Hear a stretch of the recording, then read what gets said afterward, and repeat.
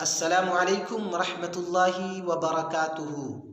پیارے مسلمانوں، درس قرآن کا یہ لیسن نمبر 26 ہے۔ آج کے درس میں ہم سورہ البقرہ کی 6 آیتیں یعنی آیت نمبر 87 سے آیت نمبر 92 تک سمجھنے کی کوشش کریں گے۔ چلیے شروع کرتے ہیں۔ اعوذ باللہ من الشیطان الرجیم۔ اللہ کی بارگاہ میں پناہ چاہتا ہوں شیطان مردود سے۔ بسم اللہ الرحمن الرحیم۔ اللہ کے نام سے شروع جو بڑا مہربان نہایت رحم والا ہے۔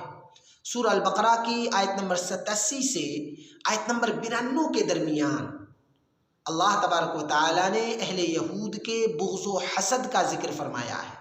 اللہ فرماتا ہے وَلَقَدْ آتَيْنَا مُوسَى الْكِتَابَ وَقَفَّيْنَا مِن بَعْدِهِ بِالرُّسُلِ وَآتَيْنَا عِيسَى ابْنَ مَرْيَمَ الْبَيِّنَاتِ وَأَيَّدْنَاهُ بِرُوحِ الْقُدُسِ أَفَكُلَّمَا جَاءَكُمْ رَسُولٌ بِمَا لَا تَهْوَى أَنفُسُكُمُ اسْتَكْبَرْتُمْ فَفَرِيقًا كَذَّبْتُمْ وَفَرِيقًا تَقْتُلُونَ۔ بے شک اللہ تبارک و تعالیٰ نے حضرت موسیٰ علیہ السلام کو تورات کی شکل میں آسمانی کتاب عطا فرمایا، اور حضرت موسیٰ علیہ السلام کے وصال کے بعد شریعت موسیٰ کے تحفظ کے لیے اللہ تبارک و تعالیٰ نے کم و بیش 4000 انبیاء علیہ السلام کو بھیجے، اور حضرت عیسیٰ ابن مریم علیہ السلام کو اللہ تبارک و تعالیٰ نے بہت سے معجزات عطا فرمائے، جیسے مردے کو زندہ کر دینا، مٹی کے پرندوں میں روح پھونک کر ہوا میں اڑا دینا، مادرزاد اندھے کو بینائی عطا کرنا وغیرہ وغیرہ۔ اور حضرت جبریل علیہ السلام کو یہ حکم فرمایا کہ ہمہ وقت حضرت عیسیٰ علیہ السلام کے ساتھ رہ کر ان کے فرامین کی، ان کے باتوں کی تائید کریں۔ لیکن اے اہل کتاب، جب بھی تمہارے آباء و اجداد کے پاس اللہ کے نبی احکامات لے کر آتے تھے، اگر وہ احکامات تمہارے آباء و اجداد کو پسند نہ آتی تو تمہارے آباء و اجداد اکڑ جایا کرتے تھے، کبھی اس نبی کو جھٹلا کر احکامات کو ٹال دیتے تھے اور کبھی اس نبی کو قتل بھی کر دیا کرتے تھے۔ اللہ فرماتا ہے وَقَالُوا قُلُوبُنَا غُلْفٌ بَل لَّعَنَهُمُ اللَّهُ بِكُفْرِهِمْ فَقَلِيلًا مَا يُؤْمِنُونَ۔ اہل یہود کا یہ کہنا ہے کہ ان کے دلوں پر پردے پڑے ہوئے ہیں، اس لیے انہیں نبی آخر الزماں کی بات سمجھ میں نہیں آتی، نبی آخر الزماں کی بات ان کے دلوں پر اثر نہیں کرتی۔ اللہ فرماتا ہے محبوب، یہ اہل یہود جھوٹ بول رہے ہیں، کیونکہ یہ لوگ آپ کے بارے میں سب کچھ جانتے ہیں، لیکن بغض و حسد کی وجہ سے آپ پر ایمان نہیں لاتے۔ یہی وجہ ہے کہ دانستہ انکار حق کی وجہ سے اللہ نے ان پر لعنت فرما دی۔ اب سوائے چند ایک کے باقی سب لوگ ایمان کی دولت سے محروم رہیں گے۔ آگے اللہ فرماتا ہے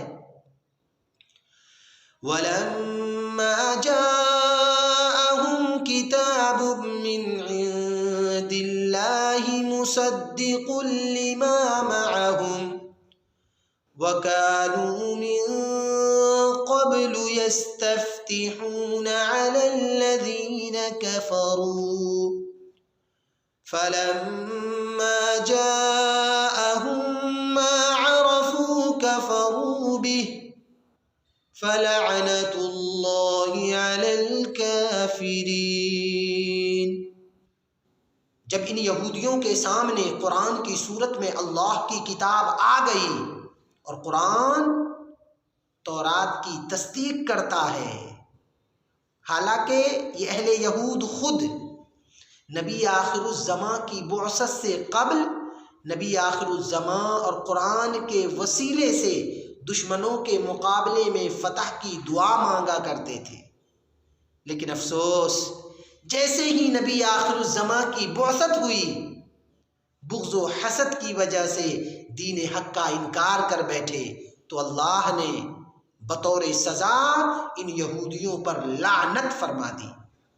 آگے اللہ فرماتا ہے بئس ما اشتروا به انفسهم ان يكفروا بما انزل الله بغيا ان ينزل الله من فضله على من يشاء من عباده فباءوا بغضب على غضب وَلِلْكَافِرِينَ عَذَابٌ مُّهِينٌ۔ اہل یہود نے دین اسلام کا انکار کر کے اپنی ذات کے ساتھ بہت برا کیا، اس حسد کی وجہ سے کہ ختم نبوت کا منصب بنی اسرائیل کو ملنا چاہیے تھا، لیکن اللہ نے اپنے فضل و کرم سے ختم نبوت کا منصب بنی اسماعیل کو عطا فرمایا۔ اللہ تبارک و تعالی نے اہل یہود پر دو مرتبہ غضب نازل فرمایا، ایک مرتبہ تورات میں تبدیلی کی وجہ سے اور دوسری مرتبہ قرآن کریم کے انکار کی وجہ سے۔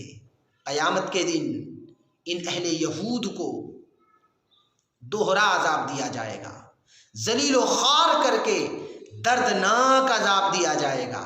آگے اللہ فرماتا ہے وَإِذَا قِيلَ لَهُمْ آمِنُوا بِمَا أَنزَلَ اللَّهُ قَالُوا نُؤْمِنُ بِمَا أُنزِلَ عَلَيْنَا وَيَكْفُرُونَ بِمَا وَرَاءَهُ وَهُوَ الْحَقُّ مُصَدِّقًا لِمَا مَعَهُمْ قُلْ فَلِمَ تَقْتُلُونَ أَنْبِيَاءَ اللَّهِ مِنْ قَبْلِ إِن كُنتُم مُؤْمِنِينَ۔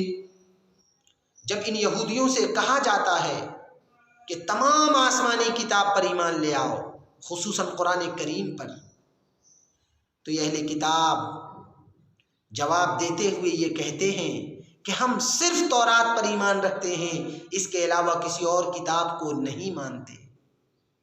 اللہ فرماتا ہے محبوب پوچھئے ان یہودیوں سے کہ اگر تم واقعی تورات پر ایمان رکھتے ہو تو بتاؤ تمہارے آباء و اجداد نے انبیاء علیہم السلام کو کیوں شہید کیے؟ کیا تمہیں معلوم نہیں کہ تورات میں ناحق قتل سخت حرام ہے؟ اللہ فرماتا ہے وَلَقَدْ جَاءَكُم مُّوسَىٰ بِالْبَيِّنَاتِ ثُمَّ اتَّخَذْتُمُ الْعِجْلَ مِن بَعْدِهِ وَأَنتُمْ ظَالِمُونَ۔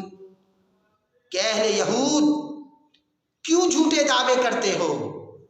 کیا تمہیں یاد نہیں جب تمہارے آباء و اجداد کے پاس حضرت موسیٰ علیہ السلام تورات لے کر پہنچے، اس وقت تم لوگ بچھڑے کے پجاری بن چکے تھے۔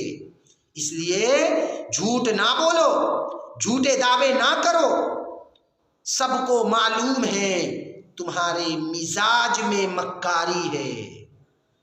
صدق اللہ العظیم۔